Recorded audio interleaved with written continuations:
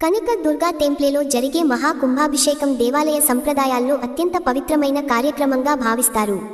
ఈ ఆలయంలో వెలసిన కనక దుర్గా అమ్మవారు భక్తుల కోరికలను తీర్చే శక్తి స్వరూపిణిగా ప్రసిద్ధి పొందారు.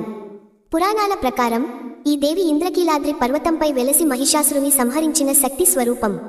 అందుకే ఈ ప్రాంతం దివ్యమైన శక్తి క్షేత్రంగా ప్రసిద్ధి చెందింది.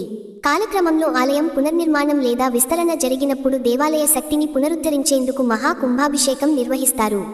కుంభాభిషేకం అనే పదం రెండు పదాల కలయిక. కుంభం అంటే పవిత్ర కలశం, అభిషేకం అంటే పవిత్ర జలంతో అభిషేకం చేయడం. ఈ మహా కార్యక్రమంలో వేద పండితులు యజ్ఞాలు, హోమాలు చేసి పవిత్ర జలాలను కలశాల్లో భద్రపరుస్తారు. ఆ తరువాత ఆ పవిత్ర జలాలను ఆలయ గోపురం, విమానం మరియు అమ్మవారి విగ్రహంపై అభిషేకం చేస్తారు. ఈ సమయంలో వేద మంత్రాలు, శంఖనాదం, గంటలు ఆలయాన్ని ఆధ్యాత్మిక శక్తితో నింపుతాయి. భక్తుల విశ్వాసం ప్రకారం మహాకుంభాభిషేకం జరిగే సమయంలో దేవతా శక్తి మరింతగా ప్రబలుతుంది. ఆ సమయంలో ఆలయాన్ని దర్శించిన భక్తులకు ప్రత్యేక పుణ్యం లభిస్తుందని అంటారు.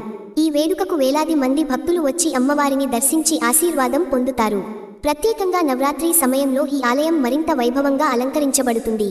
కనకదుర్గమ్మను వివిధ అలంకారాల్లో దర్శించుకోవడం భక్తులకు ఆధ్యాత్మిక ఆనందాన్ని ఇస్తుంది. అందువల్ల విజయవాడ కనకదుర్గ అమ్మవారి మహాకుంభాభిషేకం కేవలం ఆలయ పునరుద్ధరణ కార్యక్రమం మాత్రమే కాదు.